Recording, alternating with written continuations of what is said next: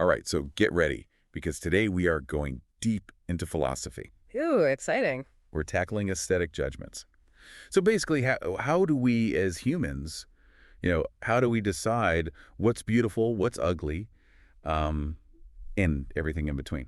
I love it. Yeah, it's a question that's really fascinated thinkers for, gosh, centuries, you know? Mhm.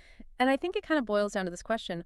Are our judgments of taste, like, is it all just like personal opinion? Or can we actually be right or wrong about beauty? Yeah. You know? Like, is there right and wrong? Yeah, that's the question. So our guide for this deep dive is the Stanford Encyclopedia of Philosophy's entry on aesthetic judgment. Oh, great source. It's a bit of a dense one, but we're here to break it down. Make it clear and understandable. Exactly, and maybe even fun. We'll try. We'll try our best. All right, to kick things off, I think it's important to just understand, like, what even is an aesthetic judgment? Okay, yeah, let's break that down. So, like, how is an aesthetic judgment different from, like, do I like coffee or tea? Right. Oh, yeah, that's a good question. Like, what's the difference? It's a great question, and it leads us to two, I think, key characteristics that Immanuel Kant, Yeah, right. who's like a really important figure in aesthetics. Big name. Yeah, he identified. Big name. Okay, so give them to me. What are they? Okay, so the first one is what we call subjectivity. An aesthetic judgment, it's rooted in our feelings, and specifically like pleasure or displeasure. Okay. Right? Like when when you taste something delicious and you're like, oh, this is delicious. Right. That's like a subjective judgment based on your experience. So it's like how something makes you feel versus like it's not a neutral observation. Exactly. It's rooted in a feeling. Yeah. Gotcha. And then here's where things get really interesting. The second characteristic Oh. is this idea of universality. Okay. So when we make an aesthetic judgment, we often have this kind of implicit sense that other people should agree with us. Right. It's like if I say, this movie is brilliant, I'm kind of also saying, you should think so too. Right? Anyone with good taste, yeah. Anyone with good taste should agree. Should feel the same way. Exactly. And it's that that's really important. It's like it's kind of implies that there's a rightness or wrongness to the judgment. Yeah. Even if we don't, expect everyone to agree perfectly. Totally. So it's not like saying like I like pepperoni pizza, where it's clearly just like Right. That's just you. it's just me. Totally. You do you. Yeah, it's just my preference. Yes. But it's more like saying this symphony is a masterpiece. Yes. With the implication that it's like objectively good. Yeah. Not just something that I happen to like. Yes. That is a great distinction. Okay. And I think that sense of correctness, it kind of plays out in how we talk about art, how we talk about fashion, design.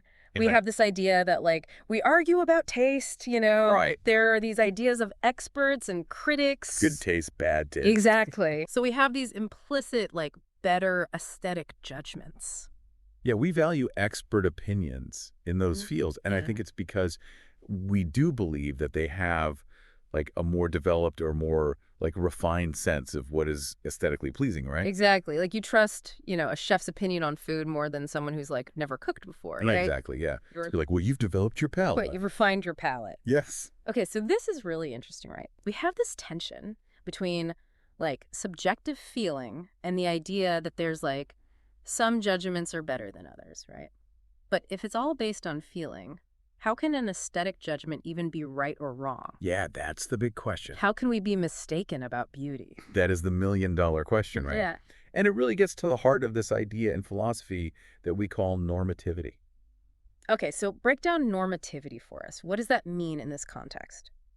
So normativity is this idea that some feelings are more like appropriate responses to an object than others. Right. So let's take that movie example you used. Okay. If someone's like moved to tears by like a movie that is, kind of widely considered to be pretty shallow and predictable, Right. We might kind of question whether that emotional response is like fitting given the object. Okay, so it's not just about feeling something. It's about like, are your feelings justified by the object's like qualities? Exactly. Okay. Exactly. It's like the feeling should match what's actually there, Okay. right? It's like, imagine someone saying that like a child's scribble is as good as a Van Gogh. Right. We'd be like, I think your judgment's a little off there. Right. Like your feeling isn't really matching the actual like aesthetic value there. Yeah, that's a good way to put it. Yeah, so it's not about like suppressing our feelings or anything. It's just that, like, Right. we want to cultivate a sensibility that, like, aligns with what's actually there in the object. That makes a lot of sense. So it's not about suppressing feelings, but like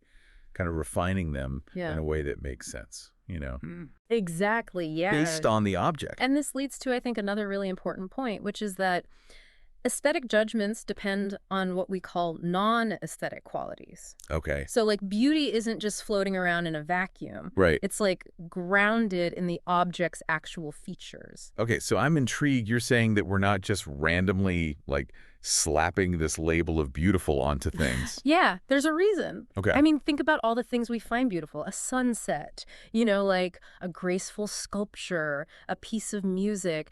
Our judgment of beauty actually arises from those specific qualities. So the interplay of color or like the, you know, the lines or... Exactly. The shape, Yeah. the melody. Yeah, it's not all in our heads. Okay. It's actually in the thing itself. Yeah, this is making me think about all the times I've used words like, you know, like elegant or like powerful to describe a piece of art or design or something, you know. Yes. I'm realizing that those judgments, like, they weren't just, you know, coming out of nowhere. They were rooted in, like, the actual qualities. Absolutely. That's I was right. observing. You're responding to something real. Right. Yeah. It's not just all in my head. Yeah. It's triggered by those real tangible qualities, even if we don't always, like, consciously analyze them. Right. Okay, that makes a lot of sense. And this idea, right, that, like, these non-aesthetic qualities are actually serving as, like, the foundation for our aesthetic judgments, it leads us to a really fascinating question. And I think it's a great place to maybe pick up in part 2 of our deep dive. Oh, cliffhanger? Little cliffhanger, yes. Okay, hit me with it. What's the question? So the question is, how far does this dependence on, like, these non-aesthetic features extend? Okay. Right. So, for instance, does knowing the historical context of a painting, for example, Okay. does that actually change its beauty? Ooh, that's a good one. Yeah. Like, Okay. should the artwork kind of stand on its own regardless of its backstory? Or is context, like, crucial? Right. That is a good question. And that sounds like a perfect place to pick up next time. I'm In part 2 of our deep dive. looking forward to it. Welcome back. I'm so glad we can continue this conversation about aesthetic judgments. It's a really, I think it's a topic that goes so much deeper than just deciding what we like or dislike. It really does. Yeah. And, you know, we left off last time with this really fascinating question about, like, if knowing the backstory of a piece of art, does that actually change how beautiful we find it? Yeah, it's a great question. It's a huge one. Like, it makes me think about those art history courses you take, and you're like, you learn about the artist's life and, like, the historical context and everything. Exactly. And it brings up this, like, really fundamental question of, you know, is beauty, like, inherent to the object itself? Right. Or is it, like, shaped by all these kind of external factors? So, Right. you know, if you, let's say you discover that, like, a landscape painting that just seems so peaceful and serene Right. was actually created during, like, a time of intense war, Mhm. you know, and, like, reflects the artist's inner turmoil. Yeah. Does that change your perception of its beauty? You know, do you see it differently? That's such a good example. It Mhm. really is. It makes me wonder, like, are our judgments more fluid than we realize? Yeah. You know, it's not just about the physical qualities of the object, but it's also the story, The story, yeah. the story that's attached to it. Exactly. And some people argue that, like, context is absolutely crucial for kind of understanding and appreciating art, right? So, like, knowing the cultural background, the artist's intentions, like the symbols they were using, Right. all of that can, like, deepen our understanding and potentially even, like, enrich our aesthetic experience. But then, like, I've also had the opposite happen too, Yeah. where I've learned so much about a piece of art that it's almost ruined it for me. Oh, interesting. You know what I mean? Like, if the artist's explanation is just too literal or the historical context just feels so forced, it makes the work feel less magical, less open to, like, my own interpretation. Right. I totally get that. You know? There's this, like, delicate balance between appreciating the context, but also allowing the artwork to, like, kind of speak for itself. Totally. Yeah, it's kind of like watching a film. You know, some behind the scenes insights can be really cool, but then, like, too much analysis can just, like, suck the magic right out of it. Yeah, totally. It's a good analogy. It makes me think about how, like, some movie directors will, like, totally refuse to explain the meaning of their film. Right. You know, they're like, no, like, you watch it and you decide what it means. It's up to the audience, yeah. And I think that open-endedness, right, that's part of what makes art so powerful, Yeah. right? It's like it invites the viewer or the listener or the reader to kind of engage with it on their own terms. Totally. Right, to bring their own experiences, their own emotions to the table.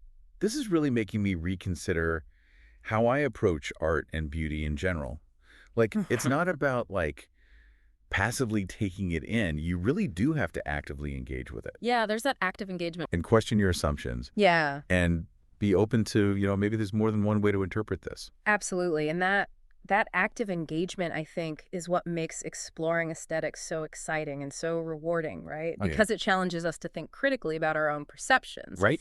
to kind of recognize that beauty can manifest itself in so many different ways. Yes. Okay, so we've established that context can play a role Yes, in our aesthetic judgments. for sure. But this kind of leads me to another question, which is, like, is there, like, a formula for beauty?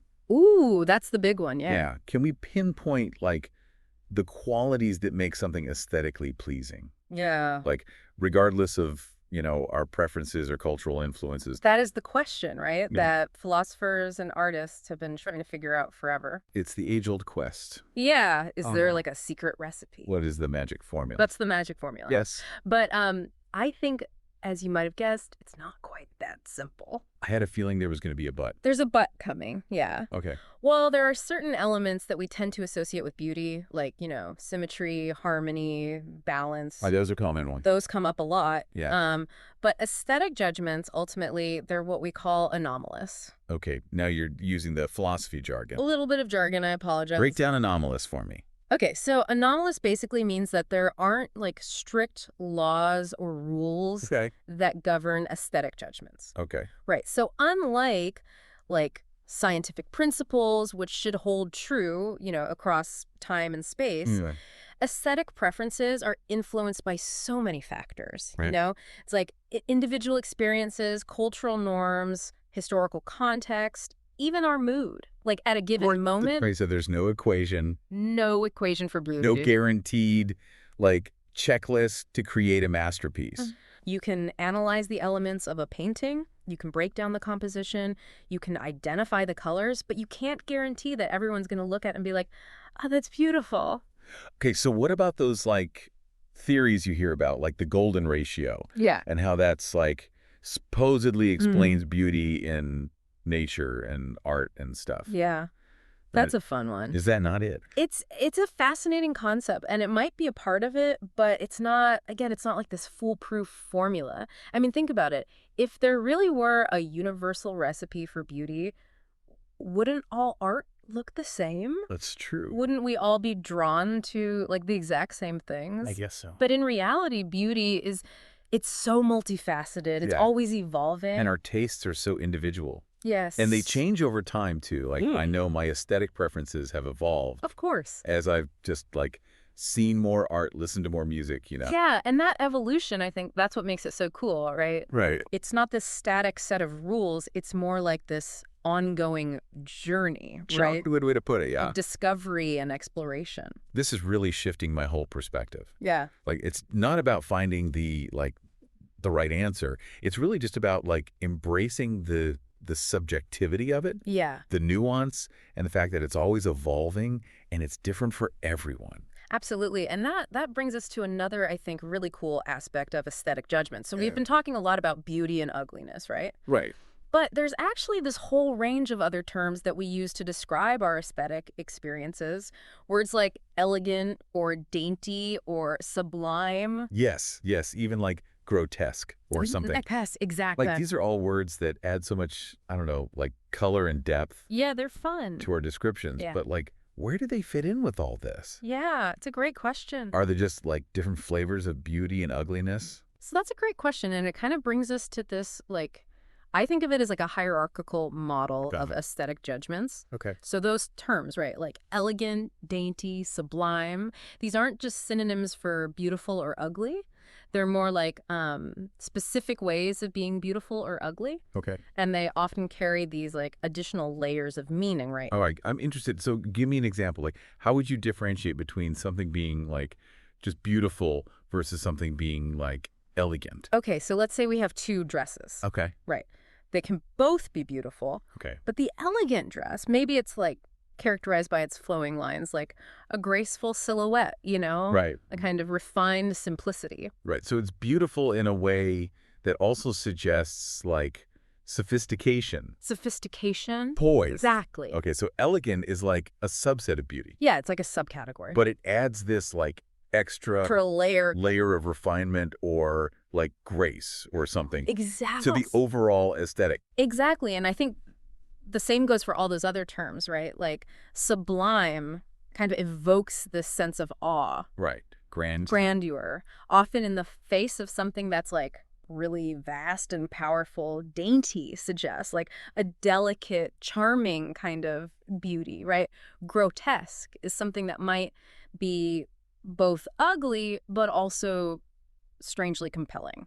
Right. So it's like these terms give us a more nuanced way Nuance, yeah. of describing our aesthetic responses. Totally. It goes beyond just like I like it or I don't like it. Totally. We can really get at like what's the specific quality that's like captivating us or like repelling us. Exactly. And it really enriches, I think, our vocabulary of aesthetic judgment, right? Yeah. And it allows us to have these like much richer, more meaningful conversations about art and beauty. Yeah, this is making me think about all the times I've used those words and like not really thought Well, of we just throw them what around. they actually mean.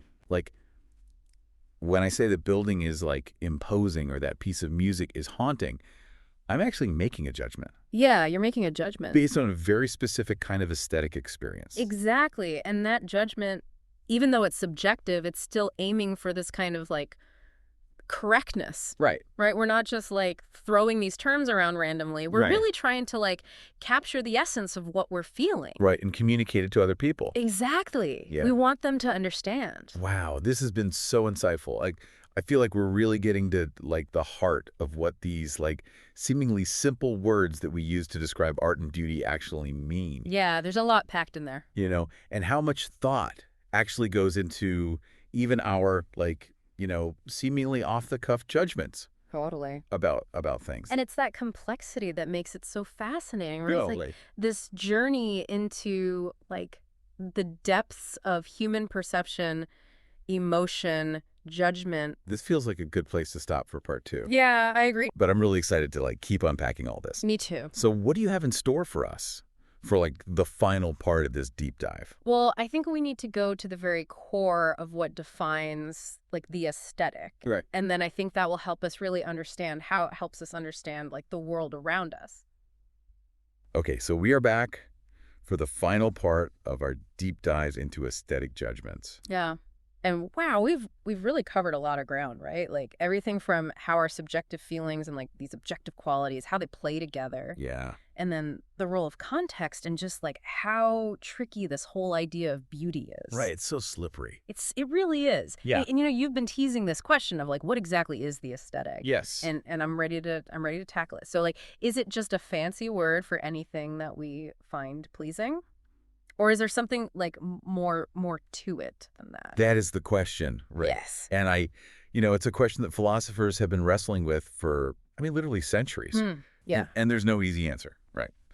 But I think we can get a deeper understanding by going back to those two key characteristics of aesthetic judgments that we talked about. Okay. Remember, subjectivity. All right. Subjectivity and universality. Yes, exactly. So like it's based on personal feeling, but there's also this like desire for a shared understanding. Totally. And that tension, right, Yeah. between the personal and the universal, between the subjective and the objective, that really is at the heart of the aesthetic. It's not just about what we like or dislike. It's about this like deeper level of experiencing and judging value in a way that goes beyond just our own personal taste. So it's not just saying like, I like this color. It's more like this color evokes this feeling of serenity in me that I think other people could experience too. Yes, perfect example. It's like our aesthetic judgments are reaching for something more than just like my taste. It's this idea that like we're trying to tap into some sort of shared experience. Right? Like a common ground where our feelings can kind of connect with something larger than ourselves. This makes me think about how like, we have those debates about art and about beauty. Right, all the time. And, we might disagree about whether, a certain painting is good or a certain piece of music is good. Yeah.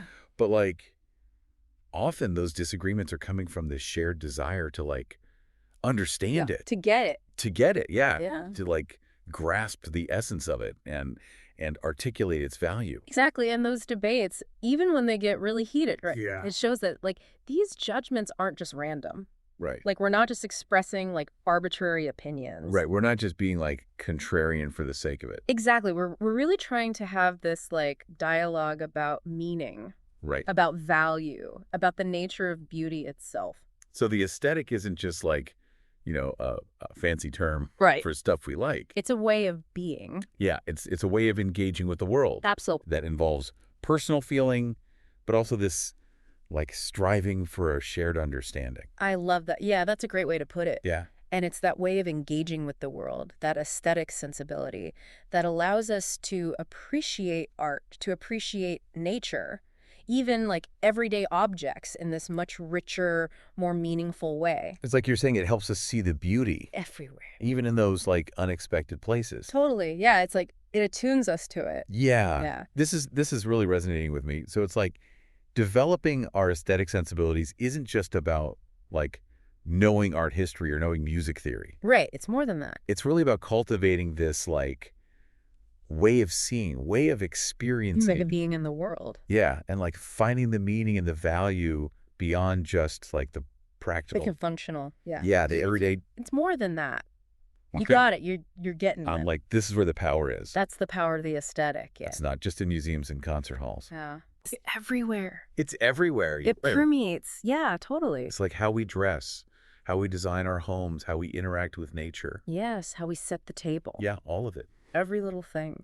This makes me think about those moments where you like experience just pure awe and wonder. Oh, yeah. Like standing on a mountaintop, watching the sunset. Listening to a piece of music that just like gives you chills. Yes, it's those moments that like you can't even put into words. They transcend language. They do. Yeah. They connect us to something so much bigger. And those are exactly the kinds of experiences that the aesthetic helps us to understand and appreciate. It gives us like this framework for exploring those moments. Wow, this has been so enlightening. I'm glad. I feel like I have a whole new way of looking at beauty now. Good. I hope so. I really do. And remember that developing our aesthetic sensibilities, this is like an ongoing process. Right. It's about engaging with the world with curiosity, with openness, with a willingness to like be moved by beauty in all its forms. That's a good way to put it. Yeah. So to our listeners out there, I encourage you to embrace that. Embrace the aesthetic. Embrace it. Yeah. Challenge your assumptions about what beauty is. Yes. Engage in those Yeah. debates about art and taste, even if they get heated, because it's all part of it. It's how we learn. Exactly, yeah. We grow. And, just keep exploring the world with this sense of wonder Yeah. and keep looking for the beauty Keep your eyes open. because it's everywhere. It's all around us. Okay, so thank you so much for joining us on this deep dive, This was fun. and we'll see you next time for another exploration into the world around us.